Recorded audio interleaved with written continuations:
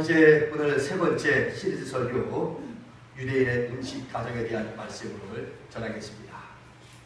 여러분에게 한번 질문 한번 던져볼게요. 여러분은 정말 먹기 위해서 사십니까? 아니면 살기 위하여 먹습니까? 대답하기 참 곤란한가요? 여러분 먹기 위해 살아요? 살기 위해서 먹어요?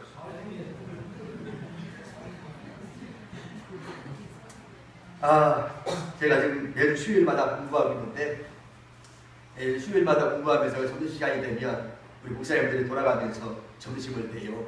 저도 한번 내고 그렇게 해서 했는데, 그런데 이야기하는 가운데 어느 옥천 쪽에 가면 좀 깊은 골짜기 곳에 식당 하나가 있답니다. 저는 아직 못 가봤어요.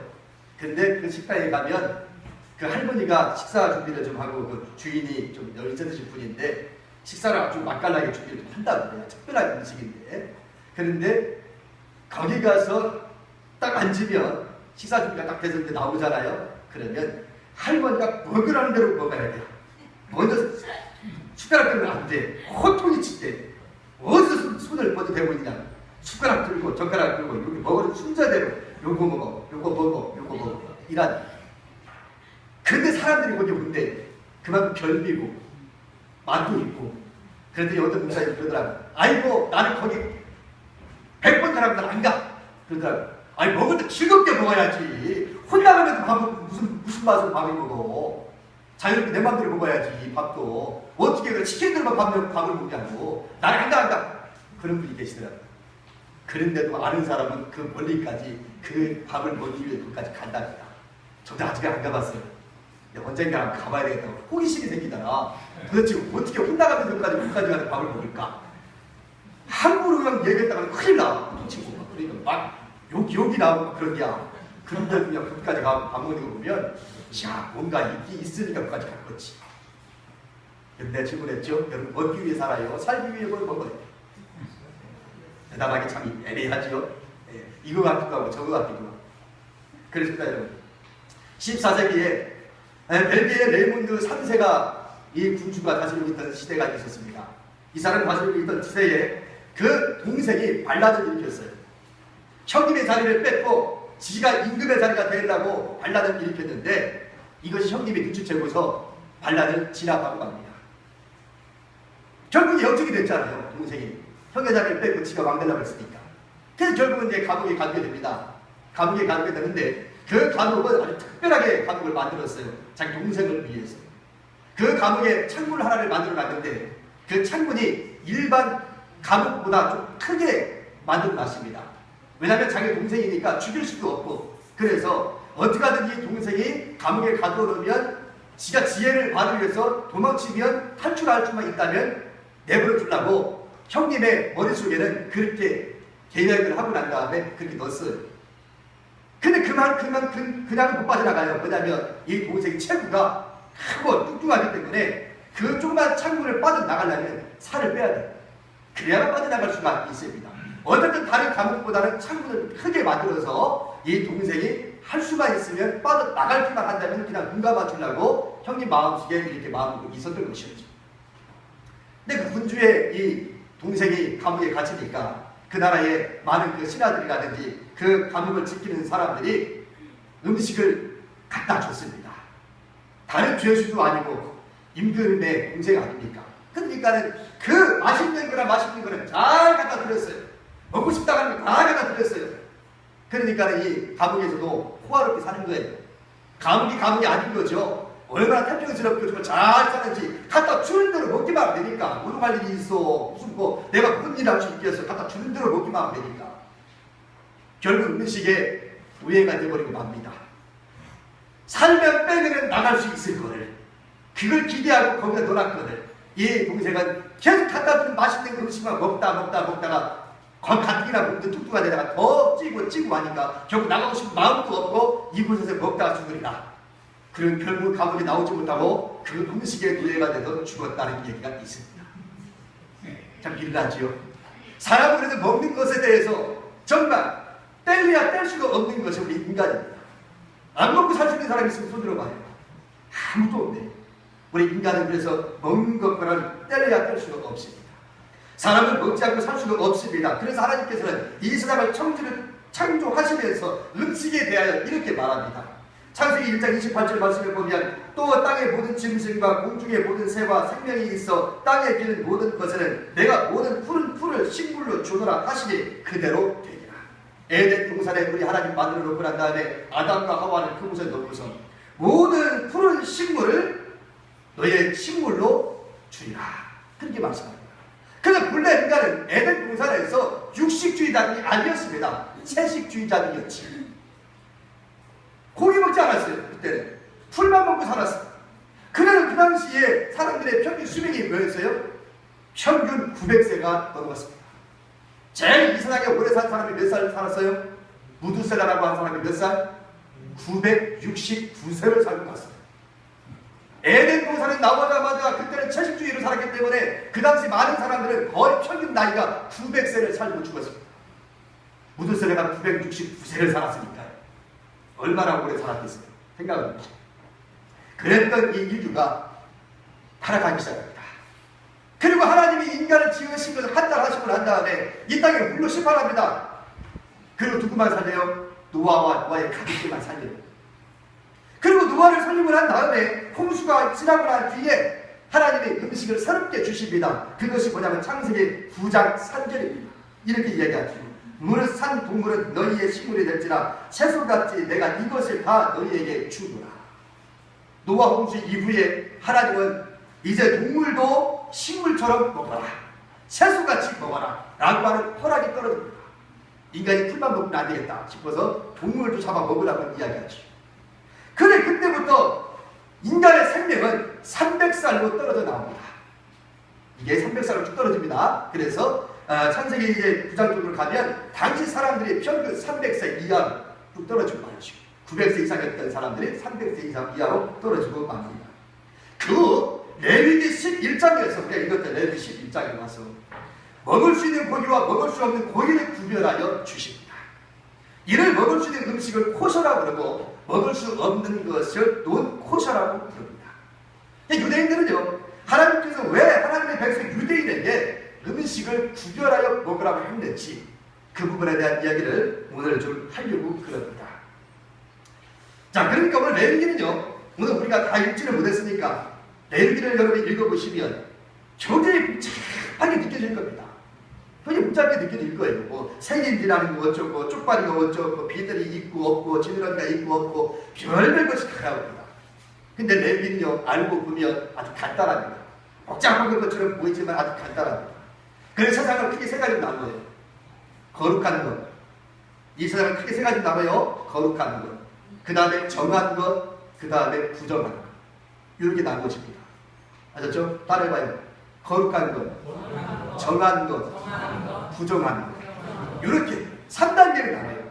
이 세상은, 하나님은 거룩한 것, 깨끗한 것, 깨끗지 않은 것. 이 3단계로 나눠요.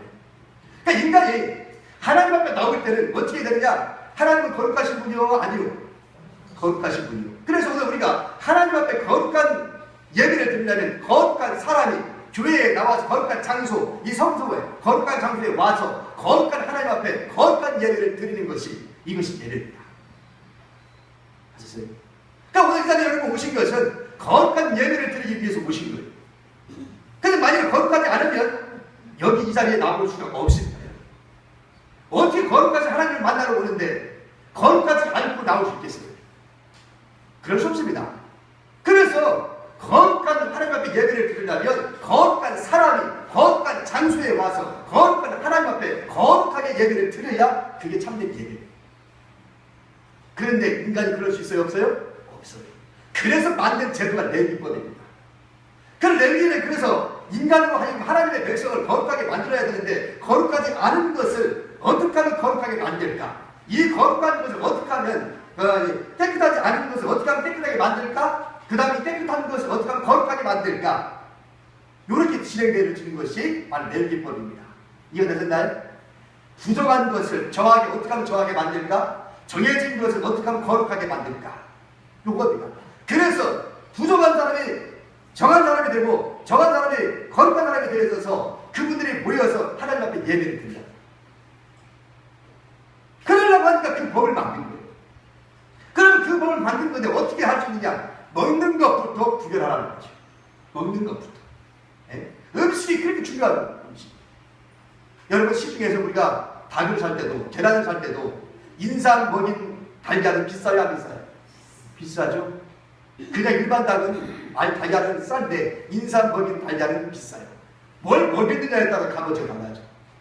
우리 인간도 마찬가지입니다. 하나님 앞에 거룩한 백성이 되려면 거룩한 것을 먹어야 거룩한 사람이 된다니까. 있습니까? 그래서 레위기법이 나온 게 됩니다. 그래서 이스라엘 백성들에게서는 오래전부터 바로 이와 같은 거룩한 음식을 코셔라고 그러고 부정한 음식을 논코셔라고 그럽니다. 의사가 아침마다 자기 환자들을 돌아보죠. 패진이라고 그러죠. 패진. 의사가 패진을 하면서 간호원이 옆에 따라갔죠. 의사가 환자를 한번 보더니 간호원에게 이렇게 말합니다. 여기에 간호원, 이 환자에게는 고기를 먹이지 말아요. 돼지 고기는 절대 금물이고 커피도 당분간은 먹지 못하도록 조치하시고. 그랬습니다. 예, 알겠습니다. 그리고 다른 방으로 가서 또 다른 환자를 보고 의사가 얘기합니다. 간호원, 이 환자에게는 아무 음식이나 주어도 좋습니다. 아무 것이나 먹고 싶다고 하는 대로 다 주십시오. 그랬습니다. 병실을 나왔던 이 간호원이 의사에게 묻습니다. 선생님, 어느 환자에게는 음식을 금하는 것이 있고 어느 환자에게는 금하는 음식이 없이 아무 것이나 주어도 좋다고 말씀하시는데 기준이 뭡니까? 그렇게 질문 던졌습니다. 그런데 의사가 이렇게 이야기합니다. 처음 환자는 조금만 노력하면 살릴 수 있는 사람이에요. 그러니 음식을 조심시켜야 합니다. 그러나 나중 환자는 죽을 환자요. 아무 것이나 먹어도 좋은 이유가 이왕 죽을 사람이니 실컷 먹기나 하고 죽게 놔고 주라고 이렇게 인사를 했다는 것이죠. 여러분, 하나님께서는요, 생명을 얻을 우리에게는 음식을 아주 거룩한 것 맛을 먹으라고 이야기합니다. 그러나 지옥 갈 이방인 사람들에게는 어차피 지옥 갈 거니까 실컷 이 세상에서 아무나 먹고 살다가 죽어라, 이런 얘기죠. 그래도 유대인들은요, 하나님의 음식법에 대하여 아주 정확하게 아주 그냥 귀찮을 정도로 그 음식법을 율법에 정의를 두고 있는 거예요. 레위기 11장 9절 말씀 보면 물에 있는 모든 것 중에서 너희가 먹을 만한 것은 이것이니 강과 바다와 다른 물에 있는 모든 것 중에서 지느러미와 비늘 있는 것은 너희가 먹되. 그렇죠? 자, 10절 물에서 움직이는 모든 것과 물에서 사는 모든 것 곧 강과 바다에 있는 것으로서 지느러미와 비늘 없는 모든 것은 너희에게 어떻게 하라? 가증한 것이다. 무엇은 된다 안 된다? 안 된다는 것이죠. 레위기 11장 12절 말씀 보면 수중생물의 지느러미와 비늘 없는 것은 너희가 혐오할 것입니다. 이렇게 얘기해요. 오늘 이 정도만 읽을 겁니다. 레위기를 여러분 읽어보면 이런 여러 가지 것들 다 나오니까 일일이 다 설명할 수가 없어요. 물고기 하나만 가지고 좀 얘기한 겁니다. 지느러미와 비늘이 있는 것을 먹어도 되고 지느러미와 비늘이 없는 것을 먹어도 된다 안 된다? 안 된다. 이런 얘기가. 그렇게 음식법을 줬어요.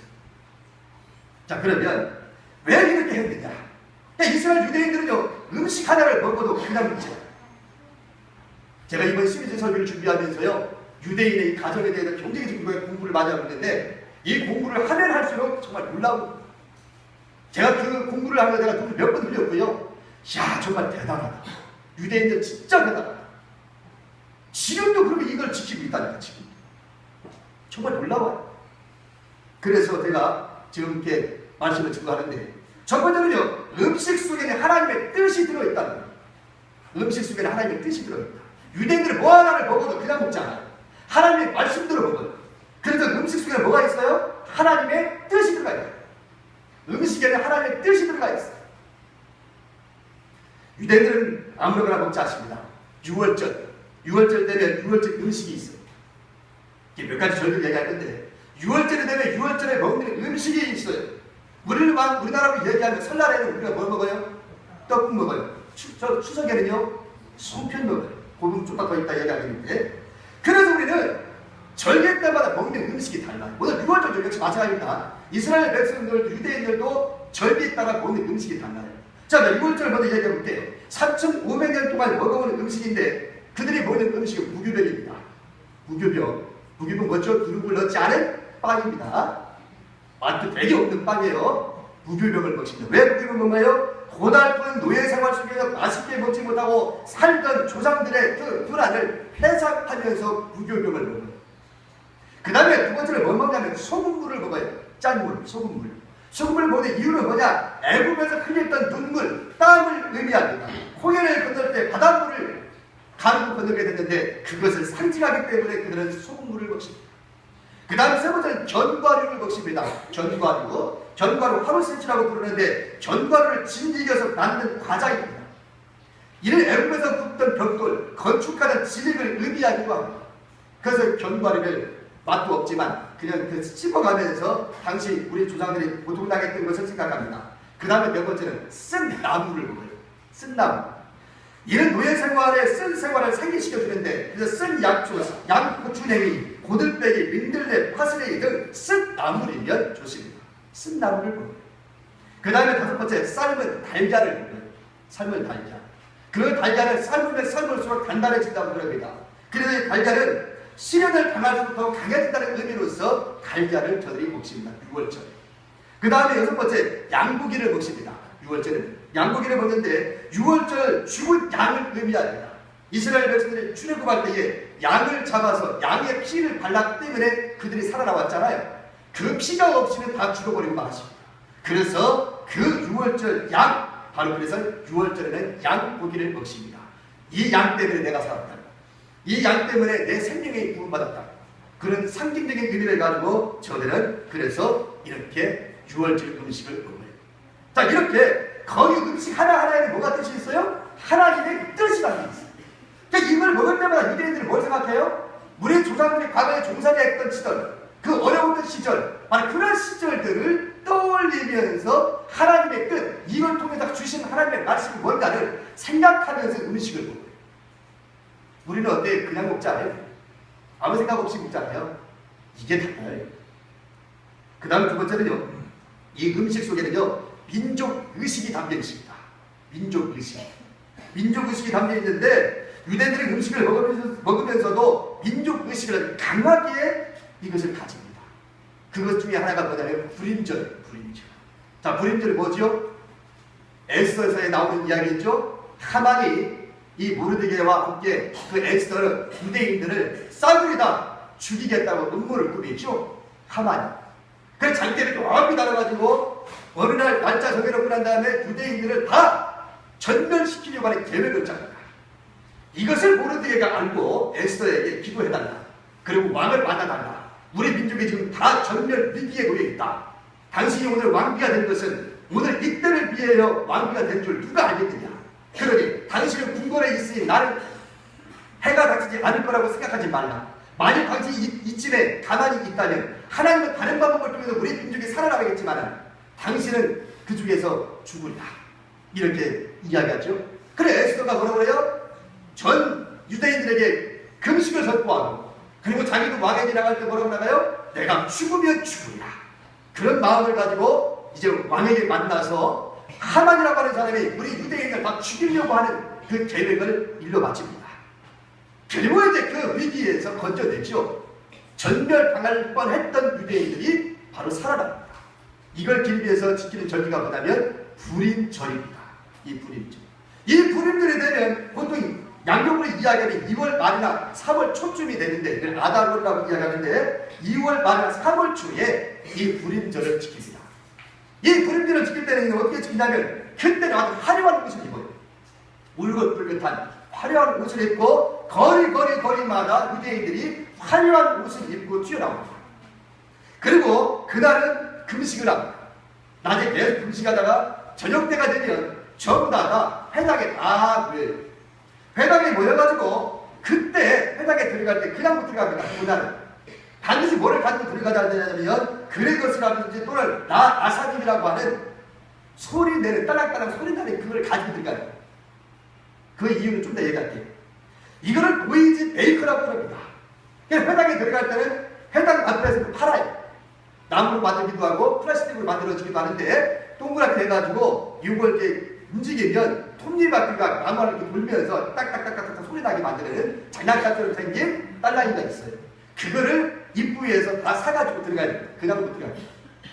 그 불임절에 이제 회당에 다 들어가면은 이제 그 중에서 납비가 아니 한 사람이라 할지라도 그 대표되는 한 사람이 대중 앞에 나와서 에스더서를 처음부터 끝까지 쭉 읽어요. 다른 청중들은 그가 읽어주는 것을 잘 듣습니다. 에스더서를 다 끝까지 읽어요. 에스더가 그렇게 많지 않죠. 분량이 다 읽어요. 근데 읽는데 그냥 읽지 않습니다. 그 에스더서를 읽을 때에 구원에 해당되는 말씀이 나올 때는 큰 소리를 읽어야 돼요. 우리 민족이 구원받았기 때문에 불임절을 통해서 큰 소리를 읽어야 돼요. 예를 들면 이런 겁니다. 도성 수산에 한 유다인이 있으니 이름은 모르드게라. 저는 베냐민 자손이니 기스의 증손이요 시므이의 손자요 야일의 아들이라. 모르드게가 푸르고 흰 조복을 입고 큰 열번을 쓰고 자색 가는 배 겉옷을 입고 왕의 앞에서 나오니 수산중에 즐거이 부르며 기뻐하고 유다인에게는 영광과 즐거움과 기쁨과 존귀함이 있는지라. 이런 구원에 관계된 말씀을 읽을 때는 큰 소리를 읽어야 돼요. 반면에 읽다가 읽어나가다가 하만이라는 이름이 나와. 에스더서에 보면 하만이라는 이름이 나오면 아까 들어갈 때 뭘 가지고 들어갔다고 그랬어요? 노이즈 메이커라고 해서 딸랑이를 가지고 들어갔다고 그랬죠. 하만이라는 이름이 나올 때쯤 되면 그 하만이라는 소리가 나오기 동시에 딸랑이를 움직여야 돼. 시끄럽게 해야 돼. 너도는 시끄럽게 해야 돼. 왜? 귀에 듣지 마라. 하만이라는 이름을 듣지 말라고. 그 하만 이름 지나갈 때는 이걸 가지고 막 딸랑딸랑딸랑딸랑딸랑딸랑 이래. 하만이라는 이름을 듣지 말아요. 그렇게 지나가요. 그러다가 그 에스더서에 나오는 데 보면 9장 7절부터 10절까지 거기까지 가면 거기에 보면 하만의 10아들이 그날에 다 죽임을 당합니다. 그날에 한꺼번에 다 죽임을 당합니다. 요때가 읽어질 때가 되면 요때 읽는 사람은 어떻게 읽어야 되냐면 숨을 쉬지 말고 한꺼번에 딱 읽어야 돼. 중간에 숨 쉬면 안 돼. 10아들 이름이 날 때까지 한 번에 숨 쉬고 한 번에 다 읽어야 돼. 왜냐? 하만의 아들 10아들이 한꺼번에 다 죽었기 때문에 그때는 숨 쉬지 말고 다 읽어야 돼. 이렇게 읽어요. 예? 그래서 에스더서를 다 읽어요. 이게 불임절입니다. 근데 이 불임절 음식을 먹을 때는 또 뭐를 먹냐? 삶은 콩과 만두콩을 먹습니다. 그리고 또 뭐를 먹냐면 양귀비 씨나 과일을 또 넣어서 만든 삼각형 과자를 먹어요. 이런 과자를 먹으면서 이 과자를 어떻게 만들었냐면 하만의 귀나 하만의 주머니 모양으로 만들어서 그 과자를 먹으면서 우리 민족이 불임절이라고 이 사건 때문에 죽을 뻔했던 우리 민족이 살아났다 라고 하는 것을 이 음식을 먹으면서 이스라엘 백성들은 각인시키고 있는 겁니다. 그러면서 그들의 마음에 이렇게 이야기하죠. 우리는 용서한다. 용서한다 이 말은 우리는 용서한다. 그러나 잊지 않는다. 이게 기가 막힌 얘기죠. 우리는 저 사람들을 용서하지만 잊지는 못한다. 그렇죠? 그게 대단히 중요한 거예요. 그래서 이 불임절에는 유대인들은 최소 2사람 이상에게 돈을 줘야 됩니다. 돈을 줘야 되고 2사람 이상에게 음식을 보내야 됩니다. 이게 불임절입니다. 받는 선물을 충분히 받게 하는 것이 바로 이 불임절입니다. 이 불임절을 통해서 민족의 의식을 일깨웁니다. 애를 때마다 이게 바로 불임절이에요. 민족 의식입니다. 이게 음식을 먹어도 그냥 먹지 않아요. 그 다음 세 번째, 음식 속에는 축복이 들어있습니다. 축복이. 나팔절을 이제 얘기를 하고 그러는데 이 나팔절은 우리나라로 이야기하는 1월 1일입니다. 신정. 새해가 시작되는 날. 이걸 나팔절이라고 해요. 이 나팔절이 되면 이스라엘 백성들은 거리마다 나팔을 불어요. 거리마다 다 이제 나와가지고 거리에서 나팔을 빡 불어요. 나팔을 불면서 그들은 뭐라고 이렇게 외치냐면 이렇게 외칩니다. 잠에 빠져있는 잠꾸러기들아 잠에서 깨어나라. 선잠에 빠져있는 잠꾸러기들아 정신 차려라. 너의 행위를 점검하며 하나님께 돌이켜 회개하라. 남기지도 못할 이익을 헛되이 구하며 세월을 허송하는 자여, 일상의 사사로운 일에 빠져 영원한 진리를 바라보지 못하는 자여, 너의 창조주를 기억하라. 너 자신을 자세히 살펴보라. 너의 삶과 행사를 높여라. 너의 악한 행위와 비천한 계획을 포기하라. 라고 나팔을 불면서 사람들이 막 이 소리를 외치는 거예요. 잠꾸러기들아 일어나. 왜? 해가 바뀌었으니까. 새해가 밝았는데 잠자고 있냐 이 말이요. 그러면 시끄럽게 나팔을 빠바바바바바바바바 불어가면서 이렇게 이야기해. 잠꾸러기들아 빨리 일어나라. 새해가 밝았는데 지금도 잠자고 있냐. 그렇게 막 나팔을 불어요. 아주 정신없지만 시끌벅적 하죠. 새해가 돼. 오늘 우리나라 새해가 되면 뭘 먹어요? 설날 되면 떡국 먹죠? 여러분 떡국이 뭔지 압니까? 나 오늘 말씀 준비해서 이거 알았어. 떡국을 어떻게 자를 때 어떻게 잘라요? 동그랗게 잘라요. 원래 이 동그랗게 잘라야 우리가 지금 길쭉하게 자르잖아. 잘못된 거요. 너무 동전처럼 잘라요. 동전처럼. 왜 동전처럼 자르냐? 이 떡국은 이 가래떡을 동전처럼 해가지고 동전을 삶아서 먹는 거야. 아셨어요? 뭐 하라고? 부자들. 새해가 떡국 먹을 때 동그랗게 잘라가지고 그걸 동전을 삶아서 먹는 거예요. 그게 부자다라는 뜻이야. 몰랐죠, 여러분? 나도 몰랐어. 그래서 그런 의미가 있어서 설날에 떡국 만들 때 떡국을 동그랗게 자르는 거야. 이게 세상에 바뀌어가지고 길쭉길쭉하게 자르는데 이제부터는 여러분 떡국 만들 때 어떻게 잘라요? 동전처럼 동그랗게 잘랐어요. 그리고 먹을 때 뭐라고 한다고요? 아, 이거 먹고 내가 동전을 삶아 먹었으니 나는 부자 될 거다 하고 그렇게 먹는 거예요. 말씀 준비하면서 내가 별건 다 연구합니다. 내가. 네? 진짜 그런 의미가 있다는 거예요. 송편은 어떤 의미가 있을까? 송편은 왜 가을에 추수할 때 왜 송편 만드는 거예요? 송편에 들어가는 속을 보세요. 송편 속을 만들 때 뭘 넣어요? 거기에 이런 것저것 섞어가지고 하다가 들어가는 거 아니죠? 콩도 넣고 무슨 깨도 넣고 이것저것 막 속을 만들어가지고 송편에 넣어가지고 그걸 쪄서 먹어요. 뭐다? 가을의 풍성함을 송편을 먹으면서 그거를 느끼는 거예요. 그래서 풍요한 하나님 앞에 풍요를 주신 거에 대해 감사하는 이게 송편이에요. 아무렇지도 않게 먹는 게 아니라 다 의미가 있어요. 오늘 여기도 마찬가지예요. 그래서 음식 속에 뭐가 있냐면 축복이 들어있습니다. 그래서 이렇게 음식을 이제 나팔절에 음식을 나누면서 요때 이제 뭐라고 하냐면 사라토바라고 해가지고 꿀 같은 한 해가 되기를 하면서 덕담을 나눠요. 우리 덕담하죠? 새해 복 많이 받으세요 하는 것처럼 덕담을 나누는데 사라토바 그러면서 꿀 같은 한 해가 되기를 하면서 인사를 나눈다. 그러면서 어떻게 하냐면 생선 머리를 주고 먹어요.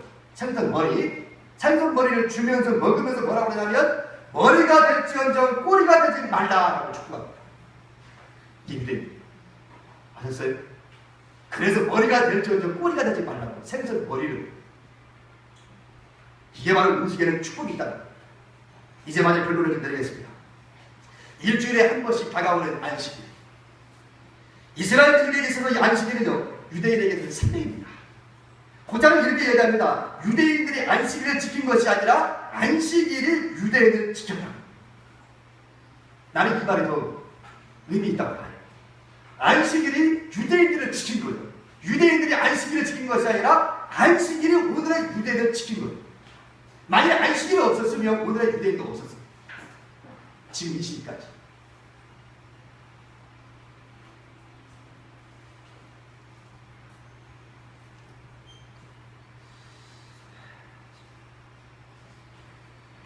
참. 안식일은요 축제처럼 즐겨야 돼. 안식일은 축제처럼 지키는데 그래서 이 안식일이 가족들은 다 기다려지는 것이 안식일이에요.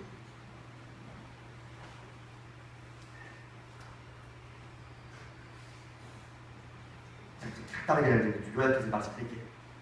이 안식일 되면 안식일 빵이에요. 안식일에 밥을 먹는 법이 있어. 안식일 법이.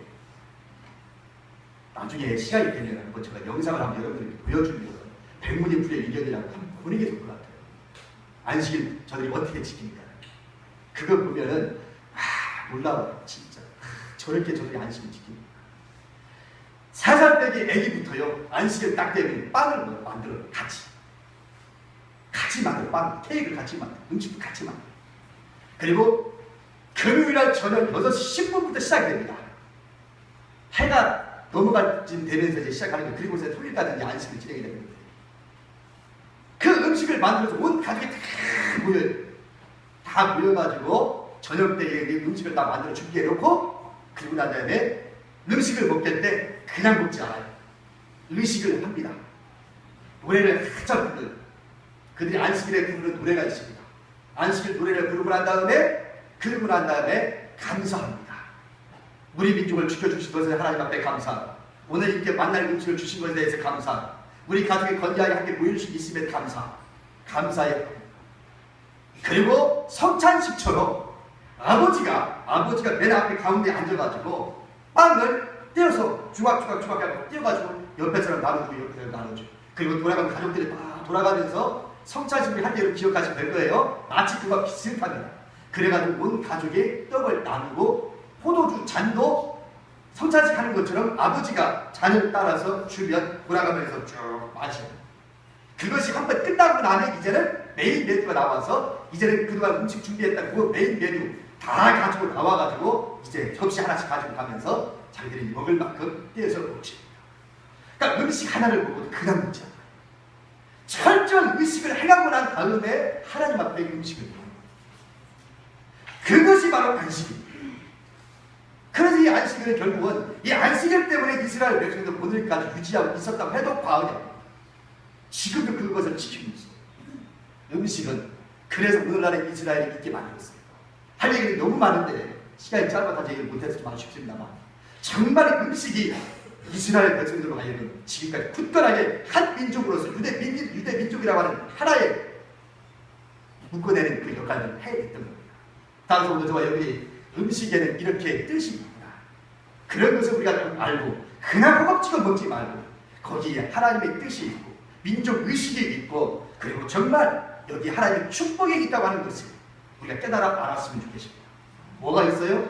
음식에는 첫 번째 하나님의 뭐가 있어요? 뜻이 있고 뜻 하나님의 뜻. 음식은 그냥 음식이 아니에요. 거기에 뭐가 있어요? 하나님의 뜻이 있고 그 다음 뭐가 있다고요? 민족 의식이 있다고 해요. 민족 의식. 우리가 먹어도 그냥 먹지 말고 이 나라 이 민족에 대한 장래 민족 의식이 있어요. 그 다음 세 번째 뭐가 있다고 했어요? 하나님의 축복이 있어요. 그래서 함부로 먹으면 안 돼요. 감사하면서 먹는 거예요. 이러니 이스라엘 민족이 유대인들이 전 세계 0.25% 3%도 안 되는 민족이 노벨상을 23%를 차지하는 전 세계 모든 유명한 것들 다 유대인들 다 장악하고 있어요. 기가 막힌 거예요. 그러니 자식이 궁금한데 되들어요? 상상이 안 돼. 상상. 할 얘기가 너무 많지만요. 여기까지만 마치겠습니다. 기도하겠습니다. 고마우신 아버지.